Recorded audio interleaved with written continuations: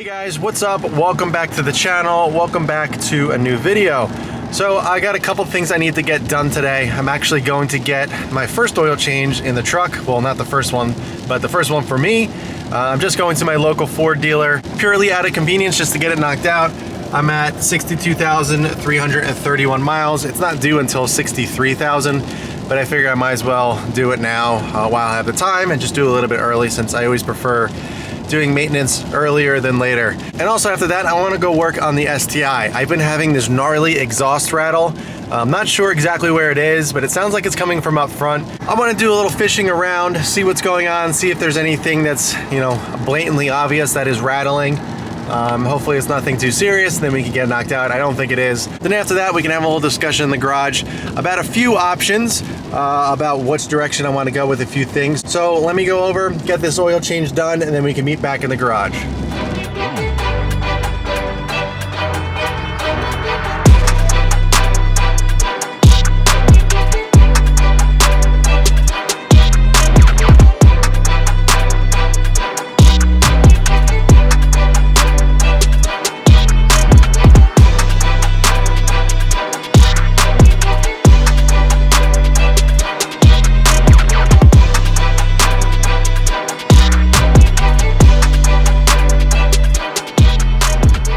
Alright guys, so I've been having an exhaust rattle on my, obviously, exhaust for a little while now. You may have been able to hear it in a few videos.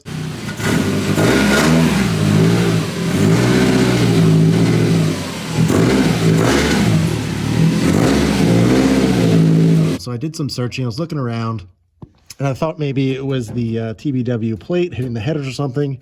But I added some extra spacers, but it still wasn't hitting, so it wasn't there. Went around, checked all the heat shield and everything back there, nothing. And then I was looking up here, and I was like, man, it sounds like it's coming from, the downpipe area. What's going on? So I was banging on the downpipe, and I started hearing some noise, so I was like, oh, maybe it's the turbo heat shield. So I started poking around, nothing, and then all of a sudden, it's the up-pipe heat shield. Literally the only part of the exhaust that I did not replace. And figures, you can see right there, the weld broken and rattles like crazy. So absolute pain in the butt. What I'm actually trying to do in the meantime is trying to take a hose clamp, a metal hose clamp, and tighten it down onto that bracket, but there's really not much room to work here. So I'm trying to get that done, at least for the time being, and then when I can get up to the shop, or I get some time to be able to get to this. I mean, honestly, I would just pull it off if I could, but it's a lot of work just to get to this thing. Or I can maybe have someone weld it, or I don't know what I'm going to do. But I'm going to try to get a hose clamp around there just to kind of put some pressure on it so it stays put and it stops rattling. But can't believe it. I replaced every piece of the exhaust except the up pipe, and naturally the weld breaks. All right, guys, so there is my solution for now. All I did was put a hose clamp on there and tighten it down like crazy. I used my impact just to tighten it up as much as I could, because I wouldn't be able to do it by hand. There's not much room to work. But as you can see, doesn't make any more noise, doesn't move around. If I hit the downpipe, no noise. So seems to be working, which is good.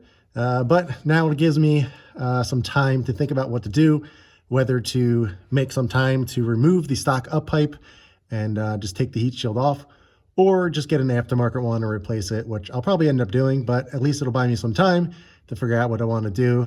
That hose clamp, it should hold. I mean, if you can tell, it literally is not moving at all. I'm actually pretty impressed how well that's holding up. So we'll see how it holds up over time, but I'm happy I at least found a solution, and I found the exhaust rattle because it was bothering the living crap out of me. So at least we got a solution for now. So there we go. If anybody's heat shield welds break, you can just put a hose clamp on there and you're good to go for a little bit at least. All right, guys, so I just wanted to show you this stuff before we move on to talking about the car. I got all my new camera gear in. As you guys know, I have been kind of on a hunt for the perfect camera for me. I don't want anything crazy. I have been using an iPhone XR this whole entire time. And you know, it's been great. It's been very convenient, but since I'm really getting into this whole YouTube thing and I'm really enjoying it, I always want some nice quality video, so I decided to pick up a few things. I picked up a Sony ZV-1. Great camera, absolutely love it, very easy to use. This is my first Sony. I've only used Canon in the past. I have a very nice Canon DSLR, but I figured for this, I would try this out since everybody loves it. I also got a nice dual outboard mic. This is the DD, I believe that's how you pronounce it. The DD D4 Duo. So it's actually, as you can see, there's two mics. There's one in the front, one in the back. And the really nice part about that is I don't have to constantly change the mic positioning for whatever I may be doing. If I'm vlogging or if I'm doing, something on the car, we'll have the microphone either direction, so I don't have to fuss with it and turn it around or do anything like that. So really nice mic. This is my first test with it, so we'll see how it sounds. I also picked up a nice metal cage for it. I felt that the ZV-1 was a little small, so it was kind of hard to hold on to, but with the cage here, it's really nice. Has a nice wooden handle on this side, and you can put a few things on it. Has nice positioning on the side, on the top, for different things that you want to put on it. I'm just using the mic as well as a tripod mount on the bottom. And then I also picked up this. I'm also using it right now. It's a wide angle lens. It's pretty cool. It's also a macro lens as well. I won't be using the macro, but wide angle I thought was pretty cool since I'll be able to get much wider views of the car. The garage is only a 20 by 20, so I am limited with the amount of space and kind of where I can position the camera. So having a wide angle lens will allow me to get better shots and everything in this mediocre, well, I shouldn't say mediocre, but this rather traditional size garage. All right, so here's the camera setup, everything all put together. Pretty cool, absolutely love it. It's very nice and compact. The quality is really nice. I'm really impressed with it. The mic is awesome. I just went back and viewed the little clip that I just did. Obviously, this one's on my phone right now, but really nice. Very simple to use. I highly suggest picking one up if you're interested in a cool little vlogging camera that takes really nice pictures as well as video. I really like that wide angle lens as well. It gives a really nice picture, and I'm able to capture it much more in the garage while I'm, working on the car and everything and doing all these videos. So there we go. There is the new camera. So I'm going to switch back over to this one right now. All right, so we are back on the good camera, but let's have a little discussion. Now, this is obviously the next day. I already had a chance to fix everything down in the on the up pipe with the heat shield, as you guys saw. But now that I had some time to think about it, I also talked to my shop, RT Tuning, to get some options. Now, me being me, removing that heat shield obviously is quite a bit of work. You have to remove the headers, you have to remove all the bolts and everything to the turbo. You're basically removing it completely to get the heat shield off, and then you would have to cut it off. It's kind of a pain in the butt. So I figured if we're doing the work, you might as well replace it. I started thinking about different options of what I can do, and me being me, I want to replace it with something aftermarket. It's an opportunity to upgrade, make it better, so why not? So I was like, all right, let me just get an aftermarket one. What are some options?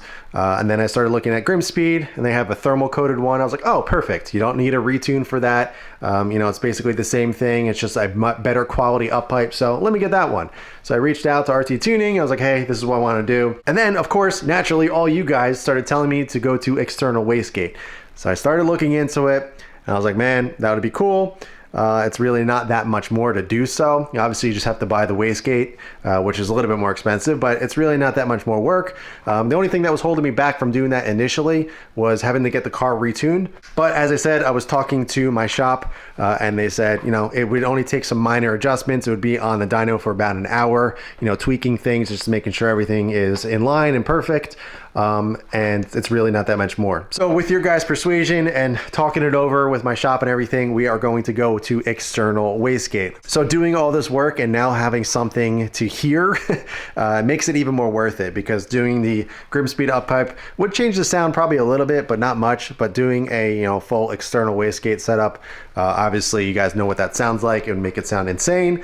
So might as well go ahead and get that done. So what we are doing is we're going to do the PLM up pipe with the dump tube, but I'm debating between two different wastegates. The first one being tile Everybody loves that one. It seems to be a very, very popular option. I would be going with the 44 millimeter for either choice that I'm going to name. So the Tile is number one, but my shop was also recommending the Turbo Smart. Is the Gen V, I believe it's called. A really, really nice option. Now, both the Turbo Smart and the Tile are really nice options. It seems to be 50-50 on which one's better or not. Honestly, I don't think there's really one better than the other. Honestly, I just think it's personal preference. You know, Turbo Smart is a little bit more compact. It's a little bit easier to work in tight spaces. As for, you know, example, this, it's a very small area. So using the Turbo Smart would probably be a little bit better in terms of fitment. But the Tile seems to be popular, as I mentioned. Everybody loves it. Everybody uses it. And plus it, you know, sounds a little bit different than the Turbo Smart. They both sound really good. So I'm not really sure which one I'm going to go. I'm kind of leaning towards the Tile. Apparently they're a little bit harder to get right now. Turbo Smart is a little bit more readily available.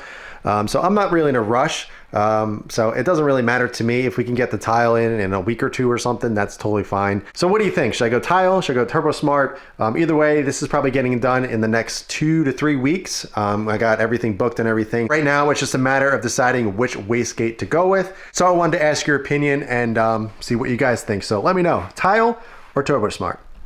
All right, so the next quick thing I wanted to talk about is I'm thinking of selling the Wedsport TC105Xs. I think now is the opportunity to jump on some really nice Volks. I found 2 sets available right now from a local distributor, actually not that far away from me, that has 2 different sets of wheels that I want.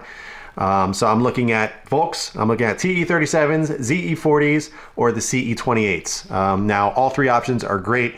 Very, very nice spec. ZE40s are not in stock right now, so I have to try to find them in stock. I don't want to do any waiting. I don't want to purchase them right now and have to wait a year, because getting new wheels right now, especially something from Japan or overseas, is ridiculous. So I want to try to find something that is available right now. So the TE37s and the CE28s are available in great specs, both in the nice gunmetal color that I prefer, the diamond dark gunmetal. So I'm thinking of those. But I may be listing these for sale. So if you are interested in these, hit me up on Instagram. I'm selling with the tires as well. I got about 2,500 miles on both the wheel and the tire. They are ceramic coated. I'm preferring local pickup just so I don't have to deal with shipping. Right now, shipping is insane. But if you want to pay for the shipping and you don't mind, I have no problem doing that. It's just a matter of, you know, packing them up right and making sure they get there safely. But if you guys want to pay for shipping, I have no problem with that. Oh yeah, also, I actually picked up a new grill. I actually ran this same grill on my car prior to the one I am running now. But this is the OLM JDM style. It doesn't have the little bars in the middle here, and it also has the carbon trim around it. So my buddy was actually getting rid of his WRX. He's staying in the Subaru world, but he's going to a different Subaru.